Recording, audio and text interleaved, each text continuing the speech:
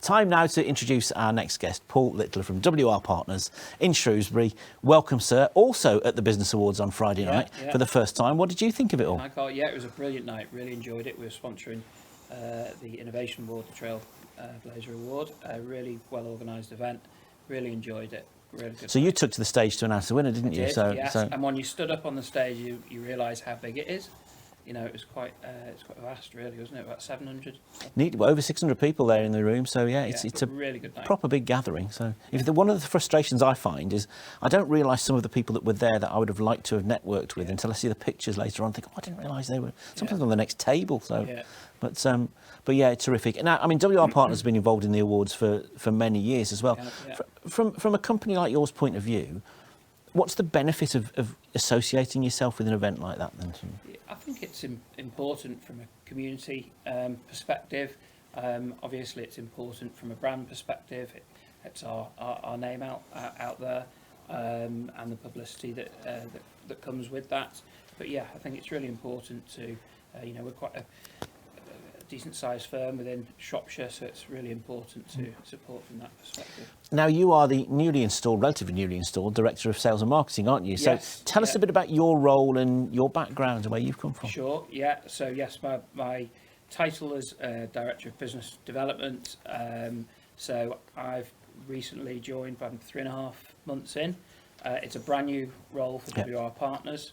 It's a broad remit, business development, isn't it? It is, yeah, and it's my role's kind of grown arms and legs, I think, as well. Is that your choice or other people's choices? It's a bit of both. Kind of evolved. Yeah. But yeah, I mean, primarily, I was brought in to develop and implement the strategy for growth. So that's really around, from a marketing perspective, raising the awareness of WR Partner brand, raising awareness of the different services that we offer to new and existing clients. But the other part of my role that's kind of evolved is around focusing on client experience, which I think is really important. Actually, is part of a business development strategy. If you can, make sure that you're consistently delivering a great client service, then your clients will be promoters for you. Loyalty will be greater, retention will be greater. Clients will be more open to additional services that you might offer, and they will tell other businesses and refer you. Well, and as we were talking earlier, I think particularly in Shropshire, people do business with people, don't they? They do business not just with companies, but with people within those companies that they like, that they respect, that they understand. Yeah, so. It's incredible. I mean, in any walk of life, we all like referrals for a restaurant, for a holiday destination. It's the same in business, yeah. So if you can have your clients as real promoters of your business and telling other and recommending other businesses to you, then that saves quite a lot of marketing budget. Absolutely, absolutely. So what's your background then? So my background is 25 years, giving my age away, in financial services. Started at the age of 10. I did, that's right, yeah, very, very early on. 25 years in financial services. I started off at MBA and credit card company in Chester, an American company. They were then bought out by Bank of America, but I was there for 19 years in total. Started on the phones, worked in marketing roles, relationship management, account management type roles, and then I moved to HomeServe Membership Limited. So still financial services, but a different flavour, insurance rather than consumer finance. I was there for about just under 6 years, which was great. So lots of experience from again, that was partnerships, relationship management, business development type roles. So quite a broad experience, split probably into 3: customer service, marketing, and partnerships business development. What's the most exciting part of this new role from your point of view then, do you think?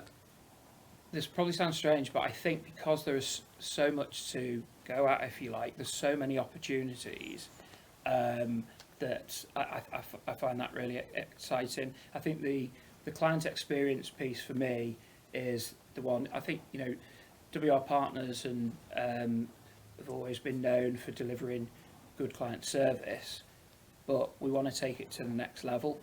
and we think that's how we will differentiate ourselves in the market, and that's how we'll grow as a business. So that's a real key focus area. We just hired, she's not started yet, but I've hired a client experience manager who's going to come in and look at all of our processes, all of the different client touch points, identify ways that we can improve those, look at ways that we can make it easier to deal with us as a business. We know that if we make it easier for our clients, then that will increase satisfaction. So I think that's really exciting.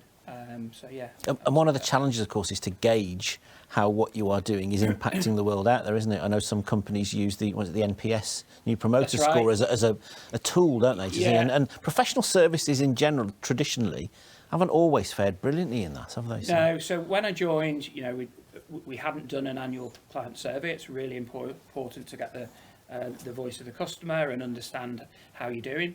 So we've just done our first annual survey in 2 trenches, and one of those key things to measure was the Net Promoter Score. So should I explain what that is? So Net Promoter Scores, you'll have seen them if you've done surveys. So how likely are you to recommend? This is where you gauge on a scale of 1 to 10, 0 to 10. Is that how likely are you to recommend to a family or friend or a colleague? So that's the kind of the key question if you're going to ask one, if you like. And then to get the score, you take out the percentage. So if you score 0 to 6, you're classed as a detractor. 7 to 8 is passive. 9 to 10 is a promoter. Right. So if you're a promoter, you're likely to recommend. Yeah. And to get the score, you basically take away the percentage of percentage of detractors from the percentage of promoters. So I knew that was something that we would want to focus on. We just done our survey. We've come out a score of 26. Anything above 20 is classed as good. World class is probably about 60. If you Netflix, Amazon, Apple, companies that you kind of associate great client experience, they're in the kind of high 50s. That's where we want to get to. So we've got a good baseline, but we want to really get to that to that next level. But you mentioned, we went to UK 200 summit a few weeks ago, and an expert came in on customer experience, and she said that it's a couple of years old, but I doubt it's changed that much. After a customer experience survey in 21, professional services came out with a sobering -42. Wow, so that means 0 to 6 is dominating on the scales, basically. More people who are detractors than far more people are promoters than detractors. So from that point of view, already now you're way ahead of the game.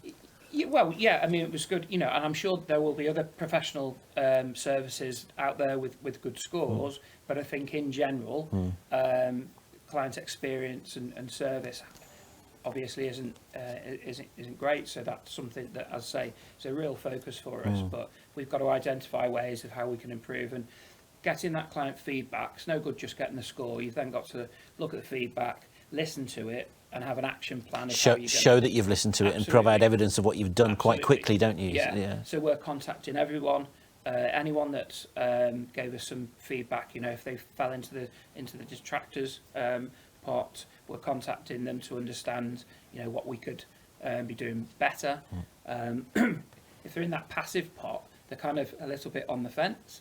So again, how do we turn those clients into promoters? And reaching out to our promoters to thank them, and if they want to refer us or leave a review on Trustpilot or something like that, then fantastic. But it's really important to have an action plan. What are you going to do? And we've already got some process improvements in place before our client experience manager. I mean, in my experience, the first big hurdle that you need to get over is to get yourself a reputation as a business that listens to what people are saying to you, isn't it? And it sounds easy, but not. It sounds straightforward and logical, doesn't it? But absolutely. And there will be some clients that didn't complete the survey. We want to communicate to all of our clients to say, this is how you scored us. This is what we're doing. This is what we're doing well. This is what we've perhaps not been doing not quite so well, and this is what we're going to do. And I'm hoping that will mean that people who didn't complete the survey go, okay, action's being taken on the back of it. Next time I'll complete it. Yeah. Yeah, but and alongside this, of course, you know, you are. I mean, the reason you're involved in the Business Awards is that WR Partners very embedded within the Shropshire business community. I know you've only been here a few months, but you'll know, no doubt, about these business leaders group events that the company's involved in. I was invited to the last one, but it clashed and I wasn't around. So I'm looking forward to finding out what these are all about. Give me a flavour. Try and make it along. So they've been running about 18 months. I attended my first one a couple of weeks ago, and it's really about bringing business leaders, local businesses. We run one in Shropshire and also in Cheshire. Bring them together to share experiences, challenges, issues. We've got some real expertise within the business. Helen Spencer, our managing partner, and Paul Brown. I think you also. Paul's been in that very chair several times. He said. They lead them. And, you know, we've got lots of expertise to share. We're also members of Mindshop, which is effectively kind of global consultants. Sort of business leader performance analysis, isn't it? Business advisors, of which I've now got a license, so I'll be getting more involved in that. But they've got hundreds and hundreds of really powerful tools that can be used to help try and solve challenges and issues. So we'll introduce those. The workshop that I was at was around leadership and coaching. It was a really interactive session. Everyone got involved. Some people said, "Oh, it's great to know that these aren't just challenges I'm facing. You know, everyone's facing similar challenges." And it was great to share experiences and really talk about the different styles of leadership and how you need to adapt your style. That's one of the most important things to a lot of companies, isn't it? Yeah. If you're a manager, an owner of a business, you know, they say, don't they, when you're at the top of the pyramid, it'd be quite an isolating place. Yeah. And who do you actually share your issues with? And you want to know that what you're dealing with is what everybody's having to deal with, don't you? Absolutely. So. And that was a common theme. But as I say, it was a really, really good interactive session. We asked for some feedback after that. We did a survey. So the next one's 7th of September, and that's around driving efficiencies in your business, driving change management. So 7th of September in our offices. It would be great to see some new faces. It's open to our clients and to other business leaders that, you know, the businesses that aren't our clients. So people want to know more about that. Where do they go? What do they do? Go onto the website. If you go onto wrpartners.co.uk, there's a tab called resources. If you go into there, you'll see business leader group. It'll tell you a little bit more about it. You can express an interest. We'll have a chat with you prior, you know, to see if it's right for both of us. Or if you don't remember that, just go onto wrpartners.co.uk and there's an inquiries form. So just pop your details down on there. And it'd be lovely to see some new faces. It's free to come along. And I think everyone, well, I know, so everyone got a lot out of it. And we had a mixture of existing clients and some businesses that aren't clients. Which is good from their point of view and your point of view as well, isn't it? So it's a great way to engage with other businesses. It helps us demonstrate our expertise. So if these businesses are looking for an accountant or a new accountant in the future, hopefully we'll be front of mind. So ticks a lot of boxes. Excellent. So Paul, what else is on your checklist for this year then? What's on your to-do list? What I'd love to do is we're improving our website at the moment. We're optimising it, but I'd like to move platforms and redesign the website. That's really important. Making sure when businesses are searching for accountants in Shropshire, they find us. You know, it's a shop window, isn't it? Up the list, absolutely. So that's a big one. Really understanding and building out what our target profiles and target personas should be. So getting, you know, understanding the data from our existing clients and bringing in some market research data to really understand in the different sectors what our ideal client looks like, and then that helps inform your marketing and your business development strategy. So there'd be key things for me. Building a team up. So we had a very small team. We're now going to be a team of 7 in a month or so. So that was important, bringing in some expertise. Helen, managing partner, brought me in purposely not from professional services, just to have a kind of different view and different ideas.